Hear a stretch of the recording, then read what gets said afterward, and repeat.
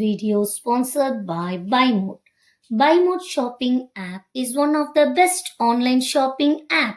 This app is very useful to all. Visit and enjoy. அடிமையாக இருந்து அழுத்து போன நிலத்தின் மைந்தன் எழுப்பிய உரிமை முழக்கம் எக்காலங்களிலும் உலக சக்திகளால் வேறறுக்கப்பட்டிருக்கிறது. அப்படி வேறறுக்க முயலும் போது எதிரிகளை படிக்கட்டுகளாக பயன்படுத்தி உயர்ந்த பல மனிதத்தின் மைந்தனை பற்றி நாங்கள் எங்கள் வீடியோக்களில் சொல்லியிருக்கிறோம். அந்த வரிசையில் ஆதிக்க சக்திகளை சத்தமில்லாமல் சவக்குழியில் தள்ளிய தன்னிகரற்ற உலக நாடுகளால் இன்று வரை பெரிதும் போற்றப்படாத மனிதரை பற்றிதான் இந்த வீடியோ. அவர் பெயர் ஹோ சி மின். இது சாதாரண மனிதனின் பெயர் அல்ல. இன்றும் உலக வல்லரசான அமெரிக்காவின் முக்கிய தலைவர்களின் கூட்டம் இவர் பெயர் கேட்டால் நடுநடுங்கி போவார்கள். இப்படி ஒரு தலைவர் இருக்கிறார் என்று தெரிந்தால் நம் முதலாளித்துவ சித்தாந்தம் சிதறி போய்விடும் என்று பயந்து இவரது யுத்தத்தை தீவிரவாத தாக்குதலோடு சேர்த்து பேசும் அளவு காழ்ப்புணர்வை கொண்டிருந்தார்கள். யார் இந்த ஹோ சி மின்? வளம் எங்கிருக்கிறதோ அங்கு வல்லாதிக்க நாடுகளின் நரக விரல்கள் சுரண்ட துடிக்கும். அப்படி தென்கிழக்கு ஆசிய நாடான வியட்நாம் வளமும் காலநிலையும் கொண்டிருந்த அழகிய நாடு. இரண்டாம் உலக போருக்கு முன்பு பிரெஞ்சு காலனி நாடாக இருந்த வியட்நாமில் சுதந்திரத்திற்கான பேச்சுக்கே இடமில்லை. அந்த கூட்டத்தில் அநியாயங்களை சகித்துக் கொள்ள முடியாத நியூவென் சின்சூங் என்ற 17 வயது இளைஞன் பிரெஞ்சு அரசை கடிதம் மூலம் கேள்வி எழுப்பி பின்பு பிரெஞ்சு அரசுக்கு அச்சுறுத்தலானவன் என கண்காணிக்கப்பட்டவன். நாளடைவில் பல புத்தகங்களை படித்து பின் பிரான்ஸ் நாட்டிற்கு செல்ல வாய்ப்பு கிடைத்த போது அங்கு சென்று அந்த மக்களின் வாழ்க்கை முறையையும் சுதந்திரத்தையும் கண்டு எங்கள் நாட்டில் ஏன் இந்த சுதந்திரம் இல்லை என்ற கேள்வியை தன் மனதில் போட்டு புழுங்கியவருக்கு அங்கு வாழும் மக்களின் மகிழ்ச்சி ஒரு மாயாஜாலம் போல இருந்தது. அந்த மகிழ்ச்சியை, சுதந்திரத்தை தன் மண்ணிற்கு கொண்டு வர துடித்தார் இந்த மாய போராளி. முதல் உலக போரின் முடிவு பிரான்ஸ் ஜெர்மனியிடம் தோற்று போனது. அப்போது பிரான்சின் காலனி நாடுகள் விச்சி பிரான்ஸ் என்று அழைக்கப்பட்டது. அப்போதைய ஆட்சி உரிமையை ஜப்பானோடு பங்கு போட்டதன் விளைவாக வியட்நாம் முழுவதுமாக ஜப்பானின் கைவசம் சென்றது. ஆட்சியும் அதிகாரமும் அடிமைத்தனத்தையும் மட்டுமே பார்த்த நிலம் தானாகவே ஒரு போராளியை பெற்றெடுத்தது. அவன் பிரெஞ்சு அரசையும் ஜப்பான் அரசையும் எதிர்த்து நின்ற இருவேறு போராட்ட குழுவின் ஒரே தலைவன் ஹோ சி மின். 17 வயதில் பிரெஞ்சு அரசால் விரட்டப்பட்ட நியூபெல் தான் அப்போது மக்களால் ஹோ சி மின் என அழைக்கப்பட்டார். அவரை கூட்டத்தில் பார்த்தால் பரிதாபமாகவும் அப்பாவியாகவும் உடல் மெலிந்தும் காணப்படும் ஹோ தன் தலைமையின் வீரியத்தால் உலக வல்லாதிக்க நாடான அமெரிக்காவுக்கே வெறி பிடிக்க வைத்தார்.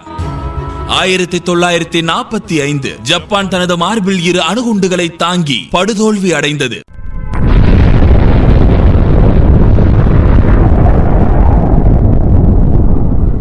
அந்த சமயத்தை பயன்படுத்தி வியட்நாமில் சுதந்திரத்தையும் அறிவித்தார் ஹோ.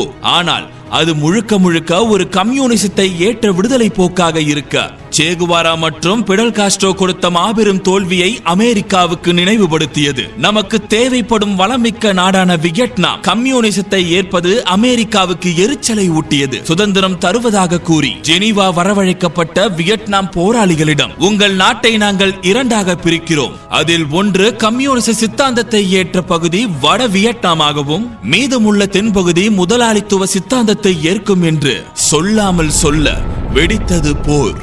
வேடம் கலைந்து போன அமெரிக்கா வெறிபிடித்து 1955 தென் வியட்நாமில் இருந்து வட வியட்நாம் மீது போர் தொடுத்தது. உலக போருக்கு பிறகு போரே கூடாது என மனப்பான்மையில் இருந்த உலக நாடுகள் மத்தியில் இந்த வியட்நாம் போர் ஒரு எதிர்த்தாக்குதல் என்பது போல அமெரிக்கா சித்தரிக்க போர் மேகங்கள் தென்னாசியாவை விழுங்க தொடங்கியது. கூட்டமாக அமெரிக்க வீரர்களை தேசப்பற்று உணர்வை செலுத்தி அப்பாவிகள் மீது ஏவியது. ஆனால் ஆயுதம் ஏந்திய விவசாயிகள் வியட்நாமில் பயன்படுத்திய யுத்தி ஒரு நரக வாசலின் உருவாக்கம் என ஜப்பானிய பத்திரிகைகள் அச்சிடும் அளவிற்கு இருந்தது. இதுவரை காட்டு பகுதியில் சண்டை போட்டு பழக்கம் இல்லாத அமெரிக்க படை ஆபரேஷன் பீனிக்ஸ் என்ற பெயரில் வியட்நாம் காடுகளில் களம் இறங்கியது. மழை காட்டில் ரத்த சாரல் பொழிந்தது. விவசாயிகளை மட்டும் கொண்ட வியட்நாமின் போராளிகள் படை காடு முழுவதும் சுமார் 400 கிலோமீட்டர் தூரம் பதுங்கு சுரங்கம் அமைத்து வைத்திருந்தது. ஆம்புஷ் எனப்படும் பதுங்கி இருந்து தாக்கும் யுத்தியின் முழு வீரியத்தை வீரியத்தை காட்ட துவங்கியது வியட்நாமிய படை. சுரங்கம், மரம், புதர் என கணிக்க முடியாத தாக்குதல். அதே சமயம் அமெரிக்காவும் தொழில்நுட்ப உதவி கொண்டு தாக்க இருபுறமும் உயிர் பலிகள். பலர் இதை 3ஆம் உலகப் போர் என்று கூறும் அளவிற்கு உக்கிரம். வியட்நாமிற்கு ஆயுதம் தந்து உதவியது அதே கம்யூனிச சித்தாந்தத்தை ஏற்ற ரஷ்யா எனும் மிகப்பெரிய சக்தி. அந்நேரம் ரஷ்யாவுக்கும் அமெரிக்காவுக்கும் பனிப்போர் நிகழ்ந்தது குறிப்பிடத்தக்கது. ஆக இந்த சூழ்நிலையை ரஷ்யாவும் நன்கு பயன்படுத்தி இருந்தது. வியட்நாம் வீரர்களையும் தாலிபான் தீவிரவாதிகளையும் ஒப்பிட்டு பேசியது அமெரிக்க ஊடகங்கள். படை வீரர்களோடு போலி செய்திகளை உருவாக்கி உலக நாடுகளின் நெருக்கடியில் இருந்து தப்ப நூற்றுக்கணக்கான பத்திரிகையாளர்களை வியட்நாமுக்கு அழைத்து சென்றது அமெரிக்கா. எதிர்பார்த்தது போலவே வியட்நாமியர்களை கெட்டவர்கள் என மக்கள் மனதில் பதிய வைத்தது. ஆனால் எல்லா மக்களும் அதை நம்பவில்லை. அதில் காசியஸ் மார்குலஸ் கிளே ஜூனியரும் ஒருவர். அவர் வேறு யாரும் அல்ல, உலக புகழ்பெற்ற அமெரிக்க குத்துச்சண்டை வீரர் முகமது அலிதான். அமெரிக்க அரசு அவரை வியட்நாம் போரில் பங்கேற்க வலியுறுத்திய போதும், நான் ஏன் அந்த அப்பாவிகளை கொல்ல வேண்டும்? இங்கு கருப்பின மக்களுக்கு நீங்கள் நிகழ்த்தும் அநியாயம்தான் அங்கு அவர்களுக்கும் நடக்கிறது. நான் அங்கு சென்று அவர்களை கொல்வதால் இங்கு கருப்பின மக்கள் மீது வைக்கப்படும் அழுத்தம் நிரந்தரமாக இல்லாமல் போகும் என்றால் அந்த பாவத்தை நான் செய்ய தயார். ஆனால் இதில் எதுவும் நடக்க வாய்ப்பில்லை என்று அமெரிக்க அரசின் கண் பார்த்து கர்ஜித்தார் அலி. விரக்தி அடைந்த அமெரிக்கா ஏஜென்ட் ஆரஞ்சு என்ற கொடிய ரசாயன தாக்குதலை வியட்நாம் காடுகள் மீதும் நகரத்திலும் நடத்தியது. 2,4,5 ட்ரைக்ளோரோபின் ஆக்சி அசிட்டிக் ஆசிட், அதாவது 2,4,5-T என்று அழைக்கப்படும் கொடிய ரசாயனத்தை காடுகளில் தூவி அழித்தது. அதன் விளைவாக இன்றும் வியட்நாமில் பல குழந்தைகள் உடல்நல குறைபாட்டோடு பிறந்து மடிகிறது. இதையும் அமெரிக்கா போர் யுக்தி என்று மனசாட்சி இல்லாமல் கூறியது அந்நாட்டு தலைவர்களின் வல்லாதிக்க புத்தியை விளக்கியது. 172 ஆபரேஷன், கோடிக்கணக்கான குண்டுகள், ரசாயன தாக்குதல். வியட்நாமின் அப்பாவி மக்கள் அர்த்தமின்றி இறந்து போனார்கள். அமெரிக்காவை போன்ற கொடூர ஆளுமையும் பலத்தையும் கொண்ட மேற்குலக நாட்டை சிறு படையை வைத்து 20 ஆண்டுகள் பதிலடி கொடுத்து திணறச் செய்து பின்வாங்க வைத்த சாதுரியமும் வீரமும் மன உறுதியும் தன் படைக்கு கொடுத்து முன்னின்று போராடியவர்தான் ஹோ சி மின்.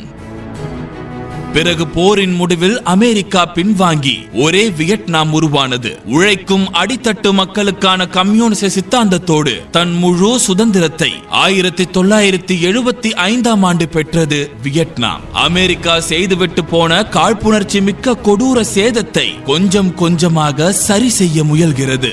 ஆனால் தோற்று படிந்தவர்களாக அல்ல, வென்று விரட்டியவர்களாக.